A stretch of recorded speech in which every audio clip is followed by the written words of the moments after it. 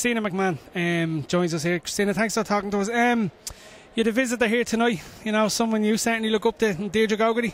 Absolutely, it was a pleasure to have her, and a real treat for Carrick Macross, you know, because a lot of the times you hear these big names, and I suppose she's a massive inspiration to me, so to have her in my own club was just exceptional. It was just brilliant. You share, obviously, at the moment you're the only registered Irish professional woman in the country, you know, so in some way you share some similarities with.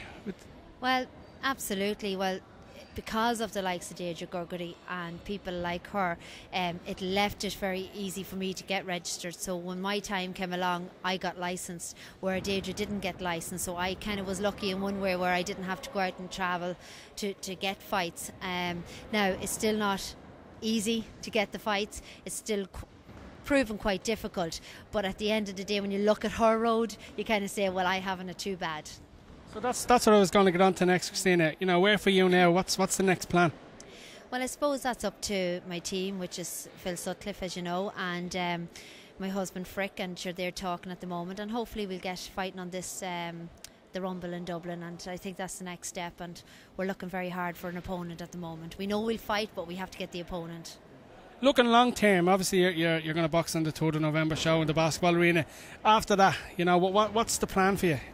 Well, I've said too many times this is it, so I'm not going to say this is it. We'll just see what happens after this, and I think it'll be a good tester to see where I am in the sport. Maybe I'm ready to finish and maybe I'm ready to start. I really don't know. All I know is that I've been too long out of the ring, and while I've been training and keeping fit and keeping well, I'm a little bit worried about how match fit I am. So at the minute that the next fight, which is I want a long distance fight, and the reason I want a long distance fight is I am a pro at the end of the day, and professionals fight long rounds, and I'll never leave the sport till I've done that, to know what it was like to train for that. And at the moment I'm training with the fear that my legs will give up and the fear that my arms will give up, whether I'm ahead or whether I'm behind. So at the moment that's the next step and the big challenge for me.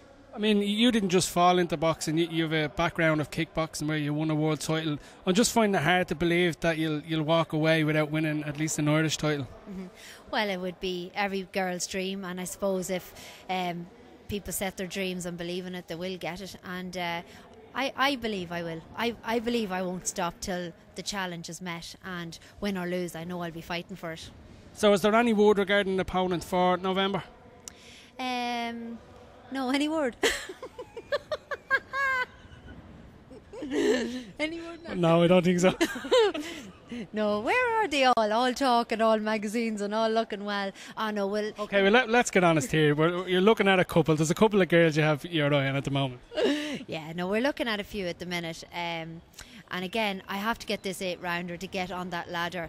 And there's a few problems at the moment. Like, I've had 3 fights, fair enough, you've 2 knockouts.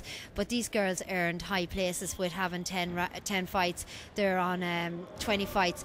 I have to earn that. And in order to earn that, I've got to get into the ring and do 8 rounds. And really and truly, the opponent I'm looking for is somewhere between the top and the bottom. Nowhere near the bottom. I don't want to fight someone I know I'll beat. And I certainly want to challenge somebody I'm afraid of fighting.